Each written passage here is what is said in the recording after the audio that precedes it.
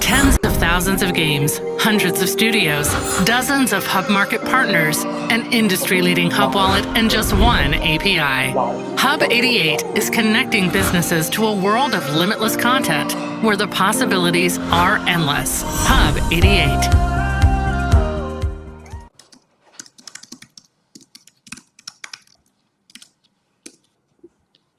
All right. Good morning and good afternoon and good night, depending on where you are in the world, and welcome to Next in Depth, where today we are going to be reacting in real time to what is most certainly the most controversial industry story of this year, probably, for my money, of the last 5 years, and just maybe the most tantalizing mystery ever uncovered in the iGaming industry's, let's say, colourful history. Yes, of course. For those who have been living under a rock for the past 24 hours or are just emerging from hibernation, I am, of course, talking about the fact that yesterday it was revealed that Playtech was the commissioning entity behind the 2021 so-called Prohibited Markets Report, which was produced by intelligence firm Black Cube and has been deemed responsible for wiping billions off Evolution's value in a very short space of time. This story, as many of us will know, has been going on for years and years now, and after so many twists and turns, it's been positively dramatic at every single stage. Finally, the crucial question has been answered. But of course, we are far from the end of this story. The implications are far-reaching.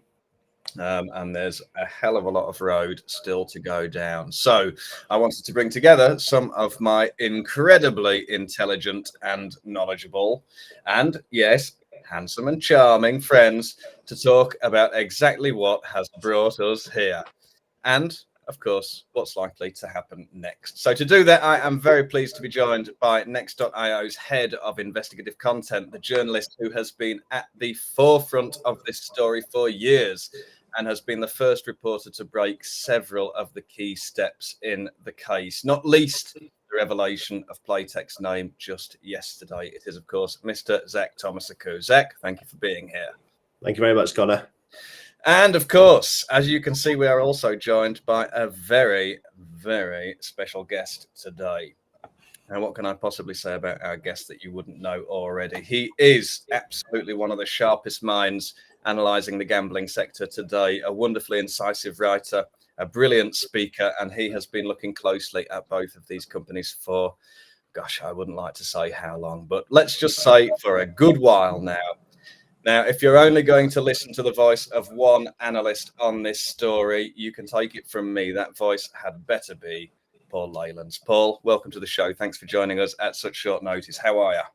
Thank you. I'm very good. How are you?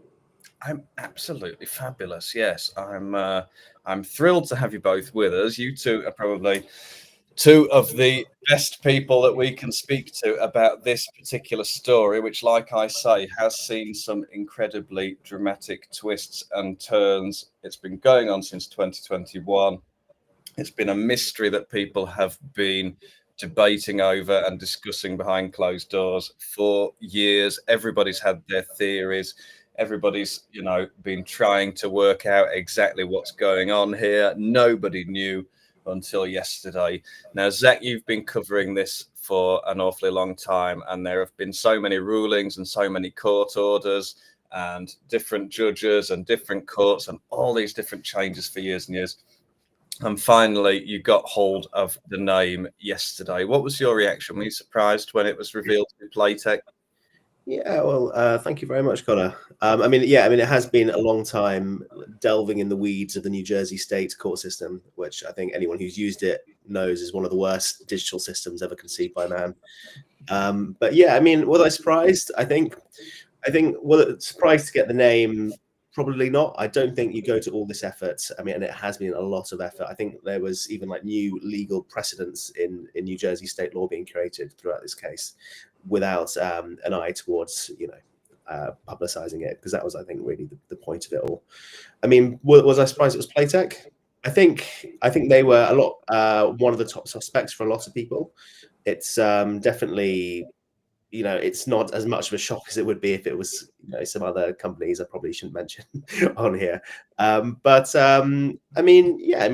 think a a lot of people were surprised it was them because they've had this historic grey market presence.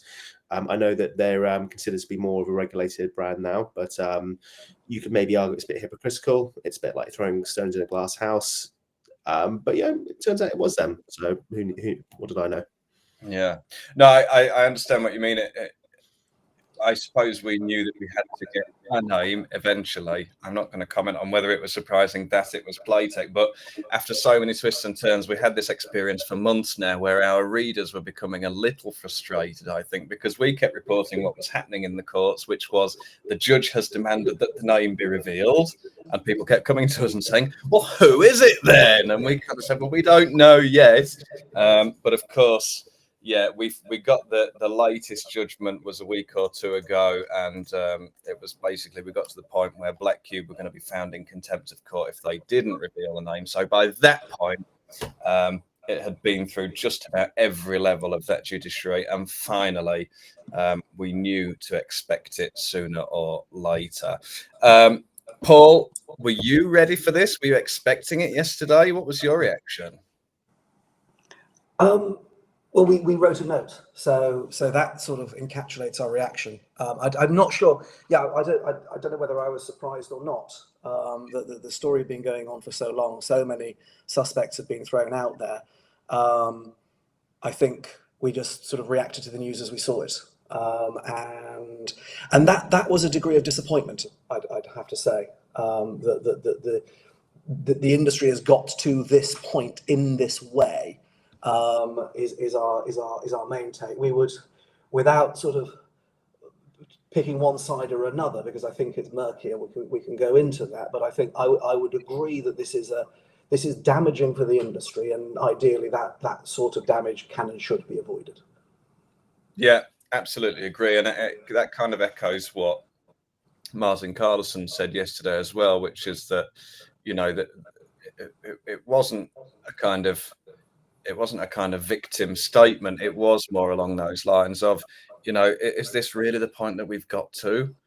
There's something really. I think the language he used was quite simple. He said, "We're sad and we're angry, and sort of there's something not very nice about doing business in this way." And I think, I don't know.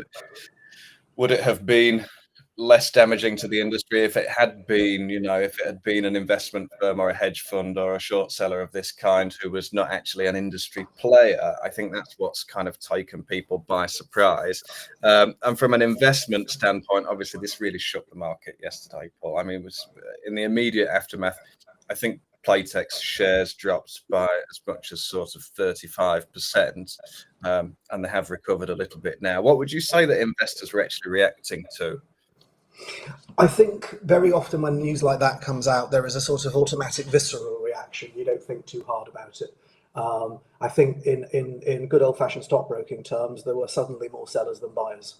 And you can sort of understand why. I think you've got two issues. You've got a sort of general trust question. But we can come back to that, because I think one thing I would say, and I want to make this very clear, I don't criticize Playtech for having the report commissioned in the slightest. At all. That's a separate point. But I think that where there is how it all came about, and then also obviously there's going to be a major court case now where the problem that Playtech's got is Evolution was a very, very big company, and it's still a big company, but there's now a gap, and that gap can be identified in value terms, and it's a very big number. So we'll see where that goes. But I think while that's all very complicated and there's no certainty of how it goes, as an investor, do you want to sort of buckle up for that ride, or would you rather sit and watch it and read Zach's wonderful commentary and see how it all lands? I know which I'd choose. Okay. Well, viewers are welcome to make their own minds up about that, I guess. So obviously we've got this huge court case coming now, which is the defamation case, and that was kind of, obviously the name being released was the headline, but the real change in legal proceedings is that Playtech can now be named as a defendant in that case. Beyond that, though, do you think there's the possibility for some kind of regulatory fallout from this in terms of business practices and things? Is it going to attract increased scrutiny from regulators? Well, I think that was the principal purpose of the report in the first instance. It was sent to New Jersey and Pennsylvania. Now, I think where we are on unknown territory, and this is really important to stress, what we do not know is what has happened after that report was issued. Pennsylvania and New Jersey closed down their investigations, saying there's nothing to see here. And I think a judge in New Jersey, Zach will know this, but called the sort of allegations unsubstantiated, baseless. Yeah, that's right. I think there's going to be they'll probably go into a lot more depth in the actual court case, and I think Playtech would stress that point that maybe it's not the final word on it, but yeah. So if Black Cube has found more substantial evidence of serious wrongdoing since then there is a clearly still a danger. But that was not the impact that the original report had. Mm. Yeah, I mean, when you look at like the Black Cube investigation, you see all this stuff about like people pretending to be Sudanese billionaires, or working for Sudanese billionaires, and there's fake moustaches or fake beards and all that stuff. I mean, surely that affects the general trust for the industry. People like can't in iGaming won't be able to do meetings so much anymore without having to suspect that people are trained secret agents. I mean, that's got to affect business a little bit. What's your take on that? Well, I wouldn't underestimate the extent to which there are all sorts of fun and games going on all the time. It's usually better that a light isn't shone on them. So, yeah, interesting. I mean, certainly this kind of thing happens in politics. You know, we have these with. I can't remember the details, but we had a similar kind of sting operation. It was like cash for access stuff in the UK. All that. They're always pretending to be other people to put others in compromising situations. Like the Sun's fake shake, for example. There you go. Yeah. So that was, well, the less said about the Sun, probably the better. But yes, that was one of their wonderfully colourful tactics. But just coming back to this question of kind of the immediate reaction. So obviously we've had one reaction from investors and the market. Like I said, that share price does seem to have recovered fairly substantially today. So that knee-jerk reaction, that visceral reaction you mentioned, Paul, was probably, for now it was just that. But in terms of what's going to be happening inside Playtech right now, obviously we don't know. But if you were an advisor to the board or to the company, what do you think that would be, your kind of advice in terms of what's going to happen next? We're thinking about maintaining some kind of normality and stability within the company, presumably. Yeah, I mean, I wouldn't have started from here is the totally unhelpful advice. I mean, the point that we would make, and the reason why we wrote the note that we did, is that when that report was delivered, you read it dispassionately. You put your I'm a regulator hat on, and you think, is this going to actually make the difference to demonstrate that this company is really up to no good and needs some sort of regulatory sanction or not? And I think to get to the point to have misjudged the impact of that report so badly when they got the investigation, but the investigation literally said not an issue here. I mean, at that point, I think you say, investigators, go and investigate some more if you're sure, or thanks very much for the report. We'll file it for another day, and you leave it at that.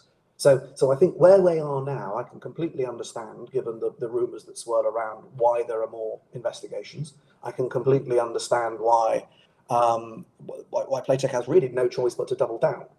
I mean, in a litigation society, you don't say sorry. Yeah, I guess so. Now, in terms of, I want to think about how this might actually impact Playtech's regular operations and its relationships with its customers. Bogdan's commented in the comments here on LinkedIn. Thanks for watching, Bogdan. all this hurts our industry and fuels the ones saying that gambling is a shady business. Certainly, it's not going to do any favors for the overall industry's reputation. But in terms of that individual company reputation too, is there a possibility here that Playtech customers are going to think, wow, maybe we're dealing with a company that's not as trustworthy as we used to think?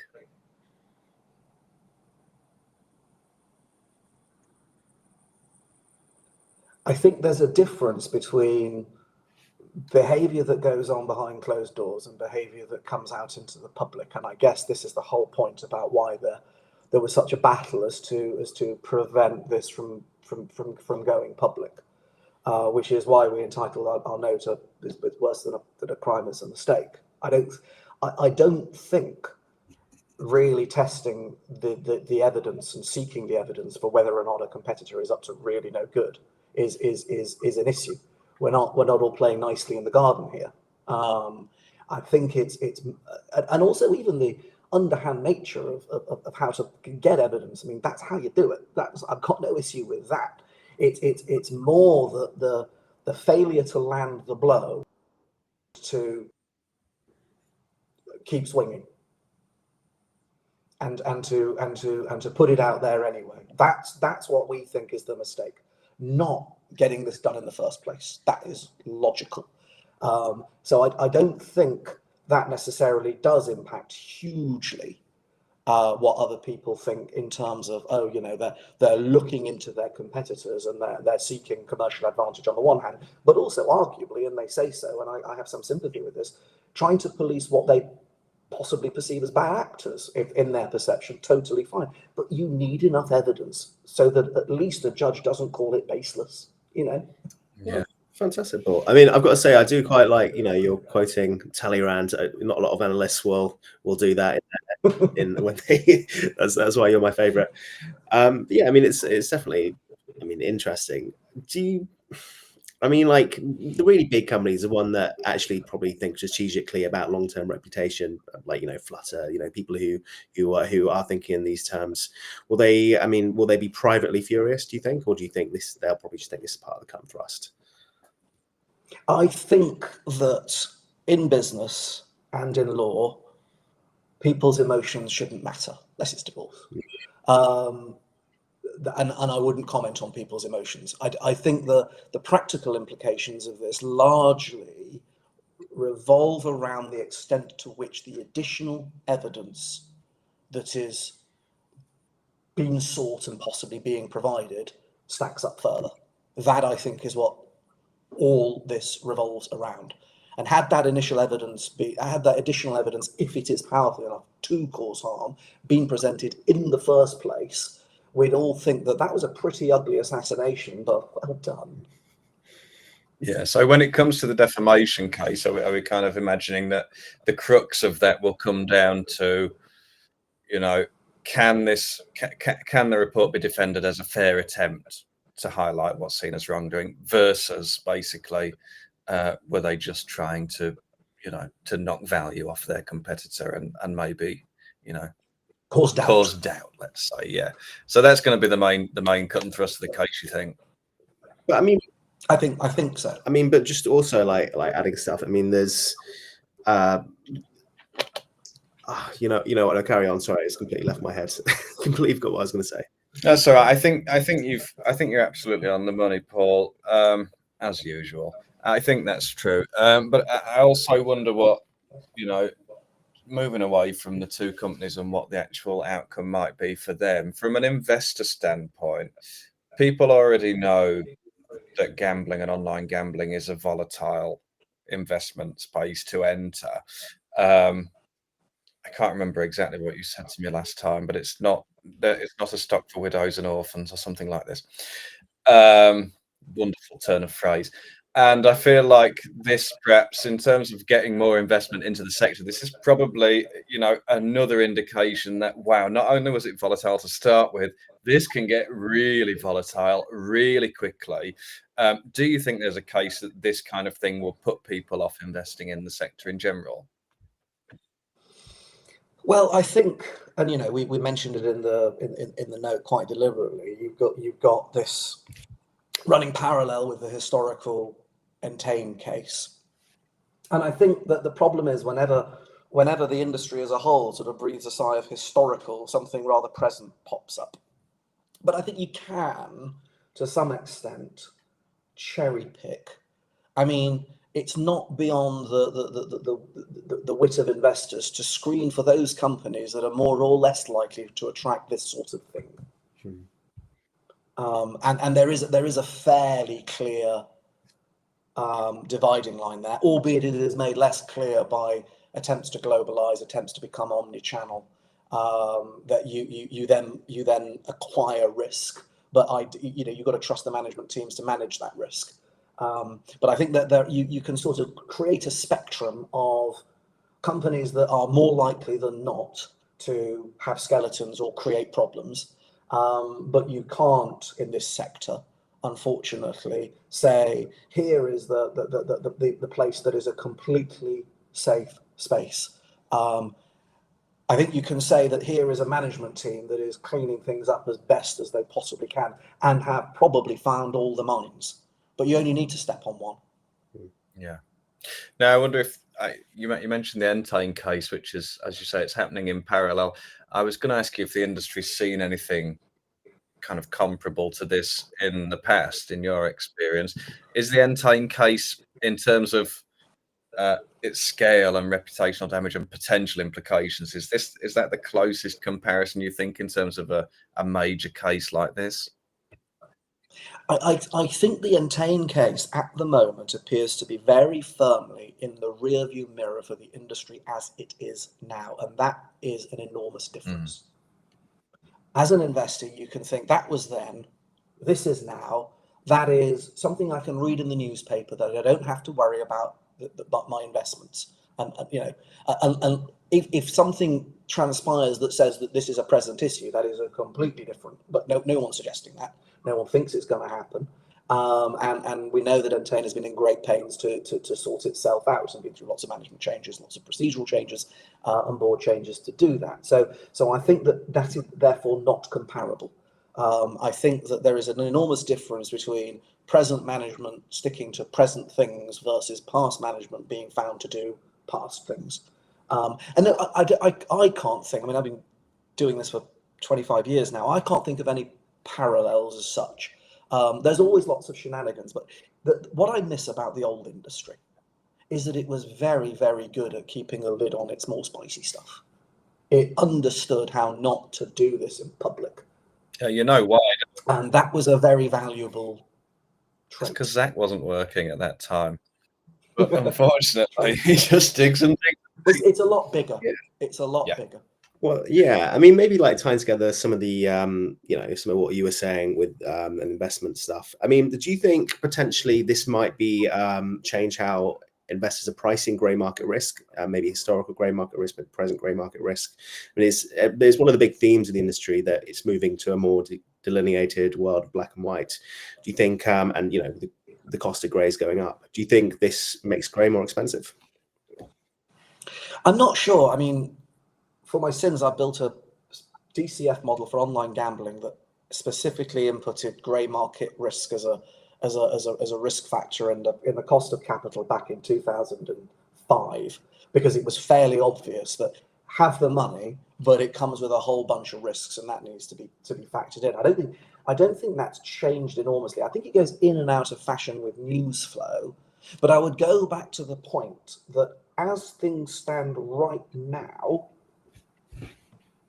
Evolution has been exonerated by the court processes and the regulatory processes that have gone through, and obviously on the US related to this report. Now, what I would say is that that's not the case of what was occurring in Europe and the UK, where the sort of ring fencing has had to take place, when it was found that, oh, look, you're not sort of leaking, unregulated markets in various places, in an investigation started by the Gambling Commission. So there is still some smoke.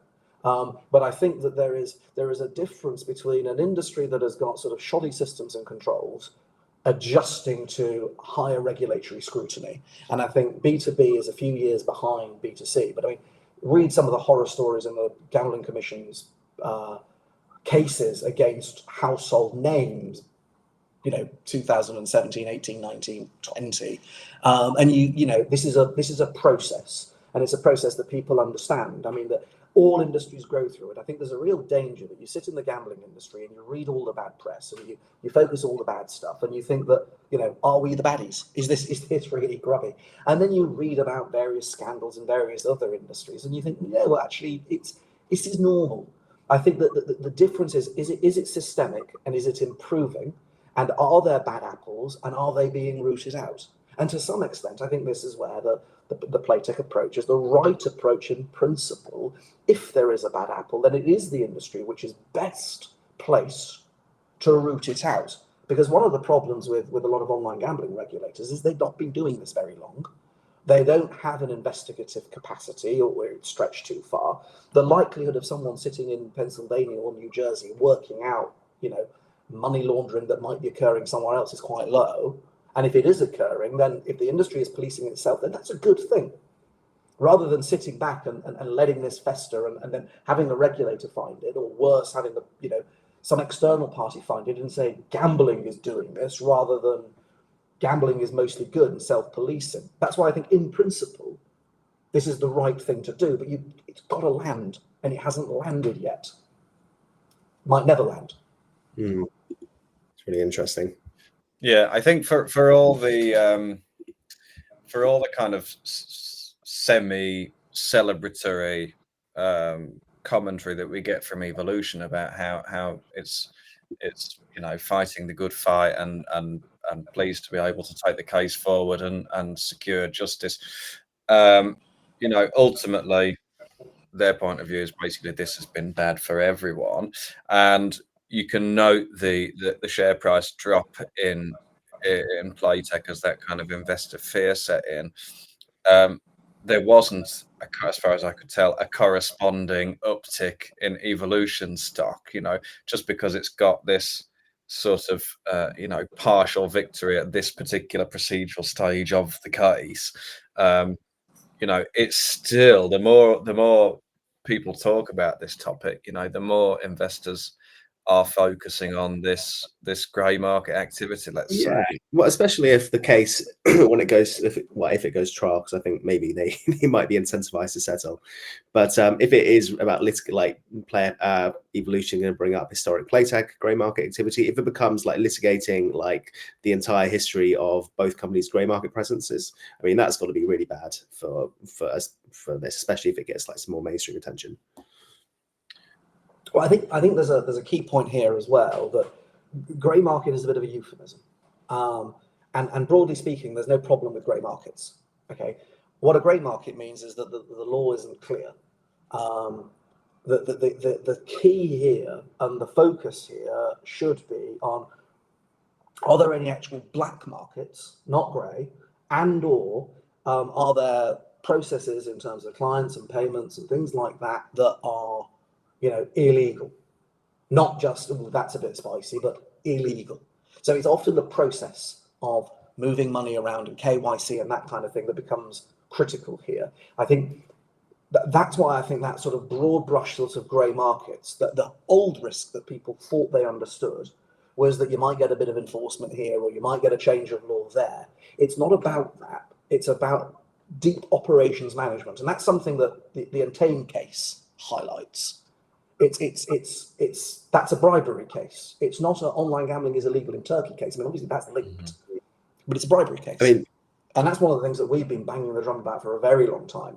This is not about gambling risk. This is about operations management in murky areas, and that's why we still don't know what's going on here. And it's important not to make any assumptions about what's going on here. I think the only point that we would make, and I'll go back to it, is the report as it was originally written did not land, and in our view, therefore, should not have been sent. I mean, it's really interesting what you say about the Entain case. I mean, it's still, there's still so much we don't know, and it's going to be in court, and the contempt of court law applies. But I do think it was interesting when the charges were announced. You had all these Channel Island financiers on there, who that seemed to be where the kind of the breaking point was, where the vulnerability was. I thought that was so interesting.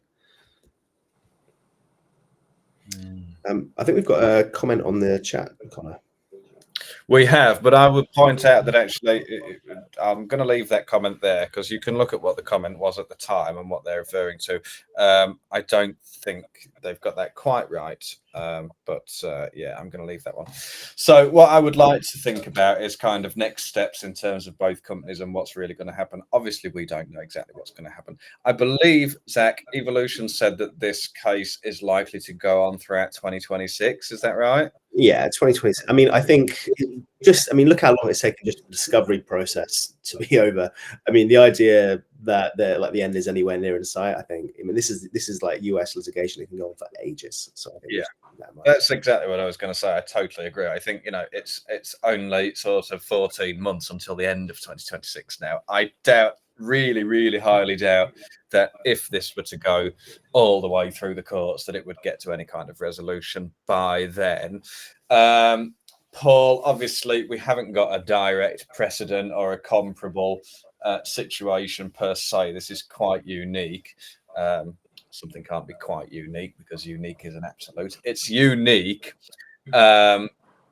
But when we look at civil cases like these between companies, one's pursuing damages from the other, presumably, as Zach said, there is an incentive here for them to negotiate and agree some terms on a settlement rather than let it go all the way. What do you think? I don't know, because I think if Playtech is firmly of the view that they are mostly right, and equally firmly of the view that Evolution was just massively overpriced and then went on an M&A binge that it messed up, then you know what? You can't have a dollar. No. And I worry that an amount that is small enough to be acceptable to Playtech would be far too small for Evolution if they want to believe that the amount has to exonerate them rather than buy off the accusation in perception terms. So I can see this going all the way. Well, that's an interesting perspective, sure. Because I know if you look at the market caps, the Evolution's probably 15, 20 times bigger than Playtech, I think. So, yeah, it's very unlikely they're going to be able to come up with the kind of cash that Evolution's likely to want to ask for. I don't know how this is going to be viewed by the courts, but presumably, Evolution's spoken many times about multi-billion-dollar damages to their company, and presumably that you're bound to, aren't you? Yes, I mean that's going to be the starting point, right? Yeah. And then from there, we'll say, well, how can we say what's caused it? And like you say, was there not failed, but perhaps M&A that was not executed in the right way, or market movements in general, or slowing growth, the RNG segment's not growing as fast as we discussed last time you were here, Paul. There could be all sorts of reasons for the market moving in the way that it did, and so.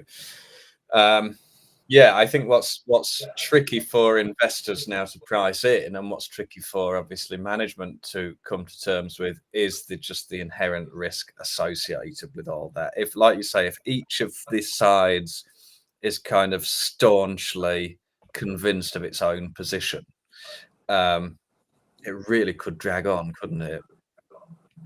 And it could do further damage. Absolutely, yeah, and cost a fortune in the process. Absolutely. So in terms of, go on, Zach. Oh, I just going to say, just maybe a little bit on that point is, Playtech had that big, share price drop. When this happened to Evolution, they had shareholder actions, which I think that just recently concluded. Do you think there's any chance that they might face a similar thing, that investors might be angry that this wasn't disclosed, or that they were hiding all this risk in the first place? I think that that is a distinct possibility. It's equally a possibility that investors are looking on the Playtech side at, you did this, wiped 30% off the share price. What's going on? But I mean, at the end of the day, I have a much more, dare I say it, sort of British rather than Atlanticist view on this. You hold equity because you do as much research as you can and you take your chance. It is what it is. But for sure, I think there's going to be a lot of pissed off people, and it's already litigious, and I don't see it becoming any less litigious. Yeah. And given what you know, Paul, about the kind of the way these companies actually work day to day outside, big cases and controversies like these, how much resource do you think this is going to swallow within the companies? Do you think it's going to use up a lot of their time and actually impact their day to day operations? I don't think so. I think a lot of that depends, and this is unknown. A lot of it depends on the extent to which the chief execs sort of duke this out themselves because they see themselves heavily invested in it, versus they get the press release written for them, put their name on the bottom, job done, and leave it to the lawyers. In which case it's a financial cost rather than a time cost. And that's very, very difficult to say. It is certainly the case that when you get involved in court cases that involve the future strategy and the operations of the business and the regulatory stability of the business, and we are kind of here for that, then it almost inevitably does suck up senior management time as well as lawyers' time. And I think that is a risk. This could become more than a distraction, Prince Andrew of a distraction. Well, we'll leave that comparison where it is, I think, and take it no further. Look, it's just great to get your guys' reaction on this. I think it's such a fresh story. Everything is still so up in the air. There's really only so much we can actually say here. We're going to obviously be keeping our eyes out for every single update, as will the rest of the market. And you can rest assured that we'll be bringing you all the latest, of course, on Next.io. And Paul, I should also recommend that people subscribe to Regulus Partners and make sure they get your take as well. Because like I say, if you're only going to listen to one voice or two voices, you really want to be listening to Zach and Paul. So do you want to let people know where they can find you? Yeah, thank you. There's a subscription button on reguluspartners.com, and feel free to email me as long as it's nice, paul.leyland@reguluspartners.com. I sometimes respond to emails. Please be nice. Please. He's given you this much. Look, guys, like I say, it's not our job to speculate per se. I wanted to come and explore what the reaction was like yesterday, what the reaction continues to be today, what people are going to be looking for next, basically. I think we've done that. Is there anything you think we've missed? For me, no. I think this is now something, this is a live legal situation, and we're best off watching it with care rather than opining too much. Yeah, fantastic. Yeah, similar thoughts. I feel that it's because it's so cinematic in so many ways. The kind of like secret agents, like these big companies and all that stuff. I think a lot of people have been kind of caught up in how a little bit of glee about it, especially people without like a dog in the fight. But I think we should keep in mind that these are real people who could be impacted. These are people who work at these companies, and and like a lot of people might lose some money. It's a serious thing. We should treat it seriously. Correct. Absolutely. Yeah. Well, I'll take my cue from both of you. You both know a lot more about this than I do. Thank you for sharing everything that you have today. It's really good to see you both. Very grateful for your reaction. Maybe we'll catch up again in a few weeks when the dust has settled and things have progressed further. But yes, subscribe to Regulus Partners. Keep your eye on Next.io. We'll bring you all the latest as it happens. Thanks both for being here, and thanks everybody else for watching, and we will see you next time. Thank you so much.